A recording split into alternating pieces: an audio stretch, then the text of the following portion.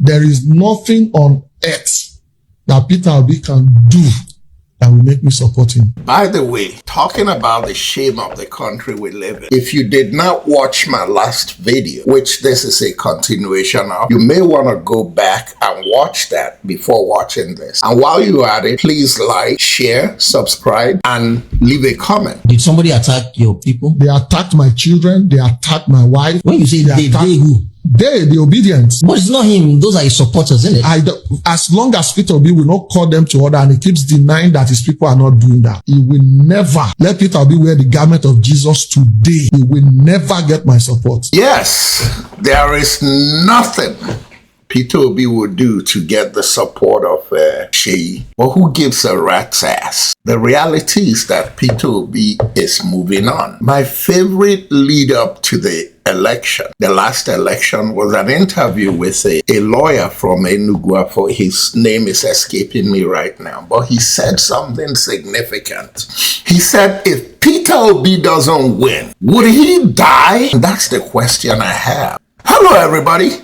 Once again, this is Fred Wanko coming to you from our studios in Chicago with another edition of Bold Talk on Allen TV.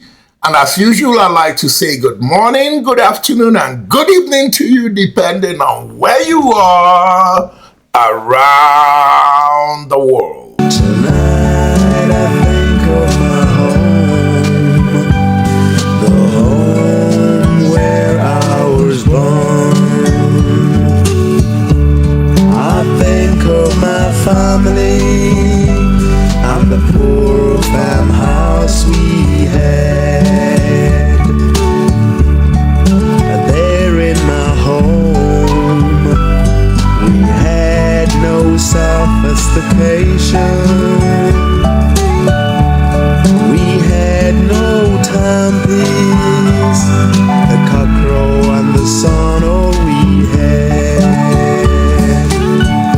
Rise early at sunup, we'd go to the farms, drive the monkeys away from the maize farms, and the birds away from the rice farm. It's the other things that Peter Obi does that is significant, not being president of Nigeria. The election in 2023 has passed. One is coming up in 2027. Peter Obi, quote unquote, did not win in 2023, but his life goes on. What he is doing between 2023 and 2027 is what counts. One of those things that count is how he was part of a team that got together to save a kid who was framed up by Bola Ahmed Tinubu and Bayo Onanuga thugs in Lagos, framed up as an armed robber, taken to the police station, locked up by the police who changed his age from 17 to 18 before he appeared in court, so he could be tried as an adult on his way to be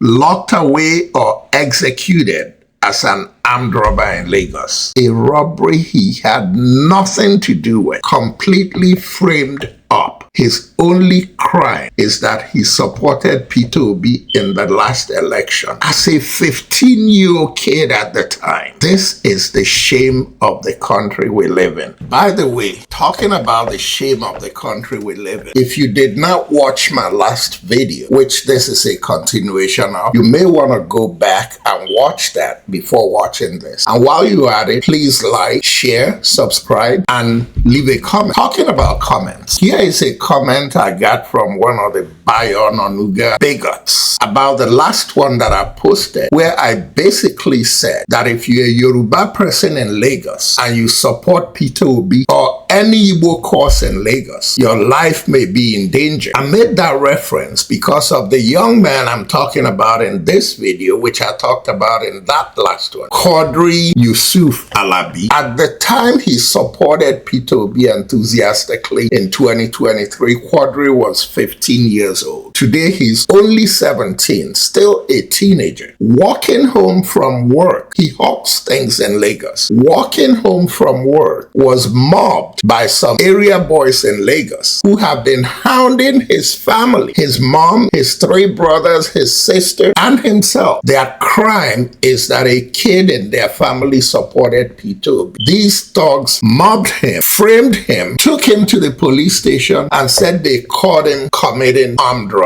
Cuadri did not commit armed robbery. That was in January. The poor kid had been locked up in Kirikiri, taken from the police station to Kirikiri because he was framed. At 17, the police changed his age to 18 so he could be tried as an adult. But here's the nonsense that the Bayon Onuge bigot sent me. He said, so anything that happens to any Yoruba man or woman that did not support Peter Obi is politically motivated. This is preposterous, he said. Alabi was not in prison because he supported Peter Obi. There was no connection at all. If there was, then please point it out.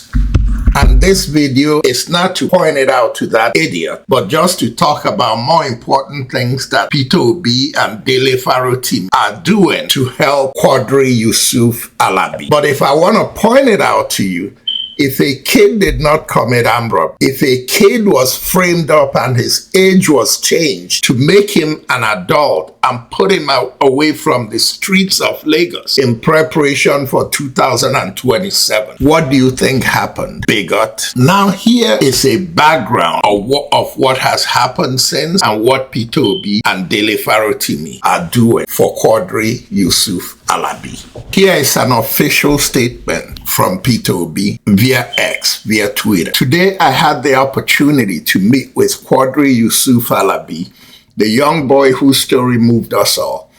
After enduring unjust and illegal incarceration, he's finally free, and I'm very grateful to the lawyers led by Inibehe Effiong, who fought for his release, and also Dele Faro Tibi and Mrs.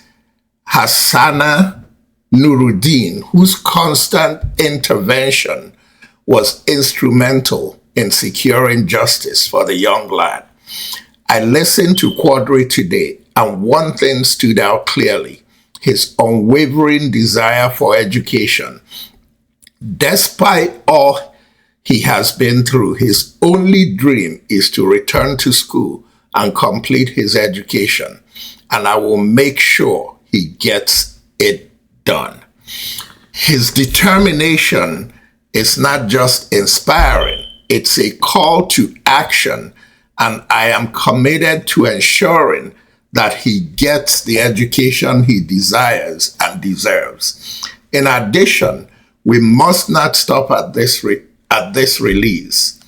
Those responsible for his illegal incarceration must be held accountable as we strive to build a Nigeria where fairness and integrity prevails. We cannot afford to allow such acts of criminality to go unpunished. I once again thank the lawyers and everyone who stood and remained unrelenting for justice. Together we will build a Nigeria where education, freedom, rule of law, equity and justice, care and protection of the less privileged in our midst will stand as the foundation for our democracy. A new Nigeria is possible. Dele Faro Timi also should be mentioned in this discussion because Dele Faro Timi was instrumental in making sure that behind the scenes he was giving all the professional legal consulting he could to the lawyers who were directly involved in the case. And we must not undermine the lady, Miss Hassana Nuruddin. She's an advocate who works with the prisons. She's the one who first got a hold of this story through a foreign group, a charity group that came into the prisons to visit the incarcerated people. When she heard the story about Cuadri, he now went out looking for help and wanted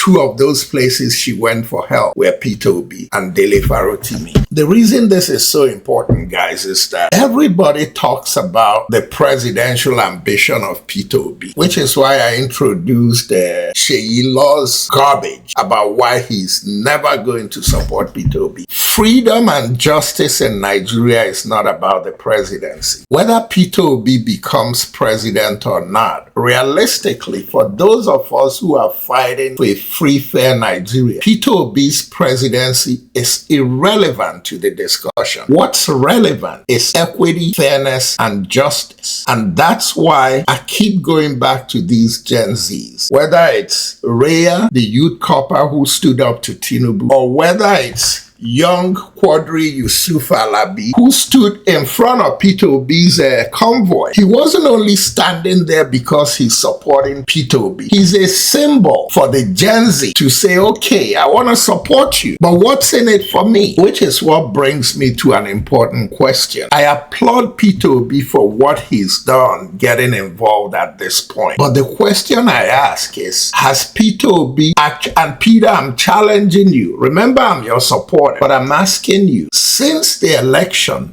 until this intervention, did you reach back out to Cuadri Alabi, who came out and made himself the symbol of the Gen Zs who support fairness and you in Nigeria? Did you reach out to him for intervention before this happened? And if you didn't, why not? I applaud you for what you're doing now. But for the Peter Obis of Nigeria, I challenge you to reach out to these Gen Zs. Raya at the youth service was harassed and she stood firmly. Raya has a lot of skills. Raya has a lot of talent for speaking and engaging people and making people listen to her. What are you doing for Raya to further her ambition of going to the proper channels that train people for public engagement and public speaking? Training people like that to become mouthpieces for the Gen Z. Now we know what you're going to do for Cuadri. I hope you are not leaving it to Cuadri to circle around and come back to say, I need this, I need this. I hope you're going to get proactive in his education, which means making sure he has the right counselors. This kid's mind has been messed with. This kid is vulnerable. He needs psychologists. He needs counselors. He needs people who are going to guide and mold and motivate him. Don't forget, he's only 17 years old. I can't even remember what I was doing at 17. Folks, this is not another episode to sing the praises of Peter Obi and Dele Farotimi. This is an episode to give Peter Obi kudos where he has done right, but challenge him to do more, and to Dele Farotimi again. And I want to thank all the people in Nigeria who do the little things under difficult circumstances to give us a ray of hope in an otherwise hopeless looking situation. Ladies and gentlemen, once again, this is Fred Nwankwo coming to you from our studios in Chicago with another edition of Bold Talk on Allen TV. And until next time, good night and God bless. Tonight I think of my home, the home where I was born. I think of my family and the poor farmhouse we had. There in my home, we had no sophistication. We had no timepiece, the cockcrow and the sun, all we had. Rise early at sunup, we'd go to the farms, drive the monkeys away from the maize farms, and the birds away from the rice farms. Come back home at sundown, sometimes a little later.